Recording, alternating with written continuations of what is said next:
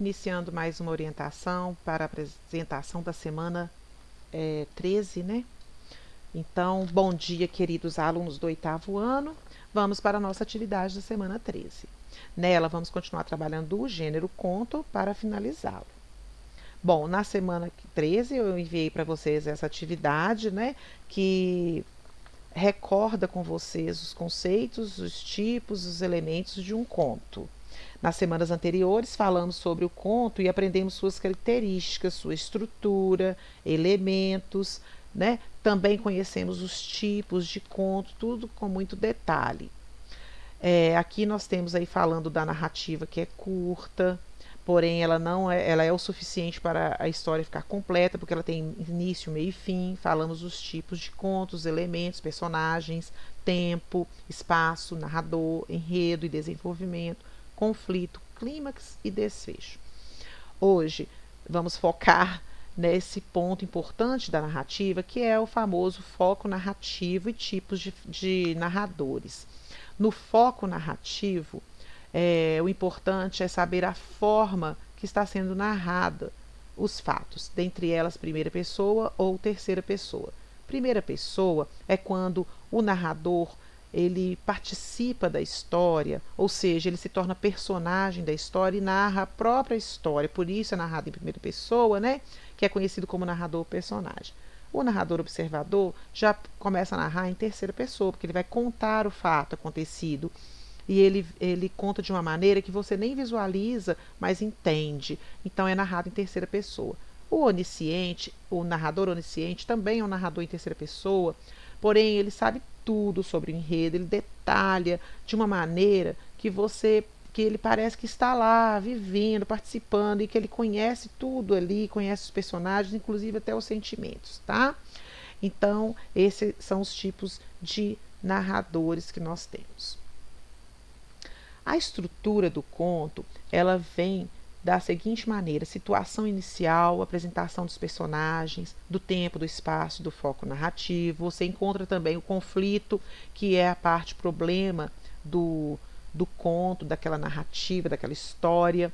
O desenvolvimento, que vem ali para desenrolar aquele enredo, aquela trama, na tentativa de uma solução para o conflito, né, com as ações dos personagens envolvidos. O clímax, que é o ponto maior de tensão, a emoção do conto, onde tem ali a decisão da solução do conflito, ou você desvenda o mistério ali, você encontra aquele ponto máximo da história, né?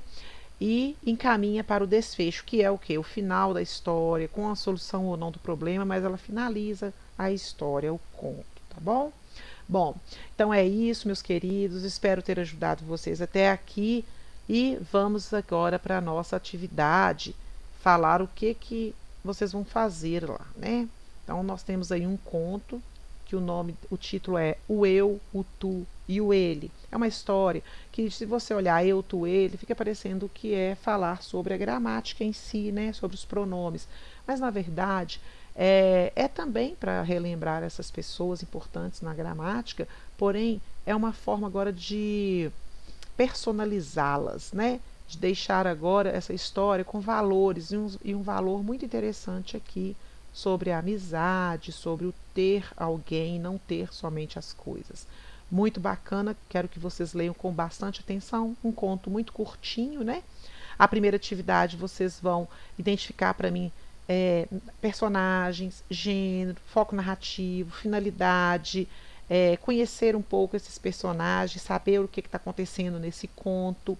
O tema, que eu já falei para vocês que o tema é o assunto do texto, né? Toda vez que falar para vocês tema, não confunda com título. Título é o nome do texto, aquele que combina com o texto. E o tema é o assunto tratado, é do que está falando, tá? Qual que é a informação principal desse texto, ou seja, a mensagem que ele deixou para nós. Então, quero que vocês respondam com muito carinho. Na atividade 2, nós temos aqui uma expressão numa linda manhã.